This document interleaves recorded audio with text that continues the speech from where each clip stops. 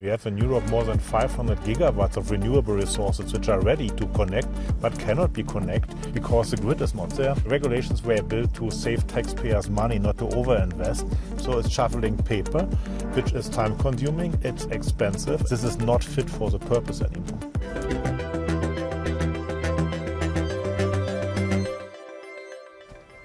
Take one. Hitachi.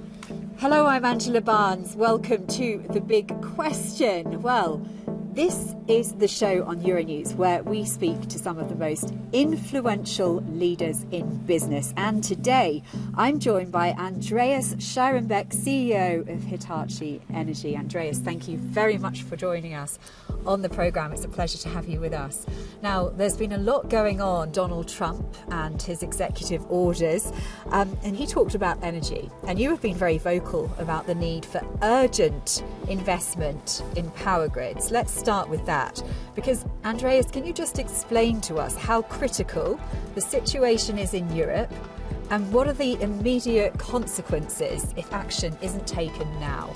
It's a very good question. It's not only the situation in Europe, it's the same situation in North America and all over the world. We suddenly find ourselves in a situation where we need much more electrical energy than we thought.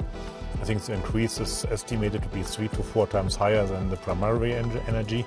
And some people call it even the age of electricity coming up, and we have to fulfill the needs. And since we get into the situation a little bit unprepared, now we're struggling with fulfill the needs. So we need to add more generation assets, we need to add more grid, we have to produce the products, and there is a gap. Well, with that gap, given the first year-long breach of the 1.5 degrees Celsius target and current infrastructure challenges, do you believe it's still possible to meet the Paris Accord goals by 2030 without drastic changes? And of course, Donald Trump's pulling the US out of the Paris Accord. So what do you think? Is it still possible to meet that goal? I think it's still possible. I was in a podium discussion with a scientist and she explained, look, we have to meet that target over a longer period of time. Missing it once is not good, but it's not the end of the world. So we still have to continue with our efforts. And yes, from that point of view, I think we are a little bit responsible for that. We haven't expanded the grid as necessary. We have in Europe more than 500 gigawatts of renewable resources which are ready to connect but cannot be connected because the grid is not there. So we're in a kind of race.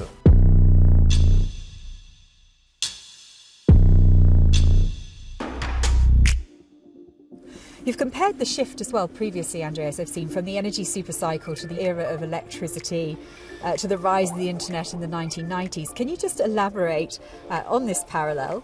And what opportunities and risks do you see for businesses and governments in this transformation? I think the big opportunity is that now we understand that we have not only add renewables, we have to build the foundations, the grid as well. Otherwise, the whole thing is pointless.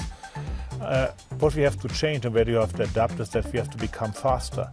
You know, the energy business was in the last 15, 20 years a kind of boring game, slow development. There was time for decisions. Actually, regulations were built to save taxpayers money, not to overinvest. And now we have to change it. We have to work together in collaboration, regulators, industry, customers, everybody, to take decisions faster, because the cost of not doing anything or not being fast enough is, from my point of view, higher than the cost of investing now. So would you say, just touching there again on regulation, is that one of the biggest obstacles to moving things forward with, for example, the daunting task in expanding grid capacity? It's definitely one of these things. Grid expansion projects take normally 7 to 8 years, and only 2 to 3 years are really construction. 5 to 6 years is permitting, so it's shuffling paper, which is time consuming, it's expensive, and it's definitely not what it should be. We can do that faster. It was right in a time where we were probably in a different world, but now I think we should sit together and say, look, let's adapt that together to become faster and therefore cheaper. And that permitting problem, is that unique to Europe? How long does it take, for example, for permits in the US? How does it compare? Is it... I think it's a global problem. Of course, it's a local problem because regulators are local institutions, but they always were set up in the same set of environment. Prevent taxpayers' money to be overspent, keep it in check. but the situation has changed. If the planning horizon for grid expansion was 10 years and the grid project takes 8 years, you can imagine what happens if you suddenly have just more demand. This is not fit for the purpose anymore.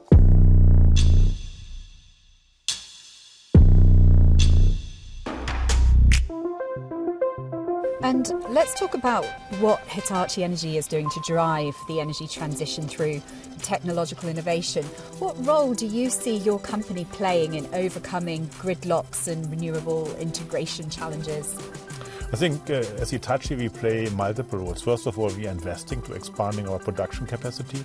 We are developing new technology to connecting grids and connecting renewables in a bigger scale and reducing losses there. But as well, it's our task to talk to the stakeholders, to regulators, to our customers, to foster this collaboration, to say, look, we want to achieve your one thing, so let's do it together. And you've called for unprecedented collaboration between governments, businesses and innovators to do this together. Can you share an example of a successful partnership or project that could serve as a blueprint for scaling grid infrastructure? It's difficult to point out one example. I think we are working together in that. Just to give you one example from my past, probably where this can work. In my past, I was running a big utility in Germany and they developed an LNG harbour. And I was told just a 40 kilometers high-pressure gas pipeline would take 5 to 7 years to build and get permissions. Then the situation changed, as we all know. The same pipeline was built in 9 months. So you see the potential what we have if we're doing the right things. And if the necessary investments, Andreas, in grids and renewables are delayed, what would the world look like in 2030? Big question. Good, big question. Narrow that down. I have no idea. I think we are able to mitigate all these things over the time. We will adapt, we will find solutions. We have to look at the installed base as well, because what we have installed we can use better with IT. We can use our assets longer if we're doing predictive maintenance with combining IT and OT, what we are doing as Hitachi, quite successful.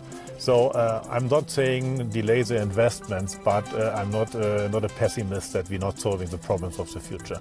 Brilliant. Andreas, thank you so much for speaking to us on The Big Question on Euronews. Thank you for having me. Thank you. Well, thank you very much for joining us on this episode of The Big Question. Don't forget you can catch more of our shows on our Euronews YouTube channel and also on the euronews.com website. Just head over to business.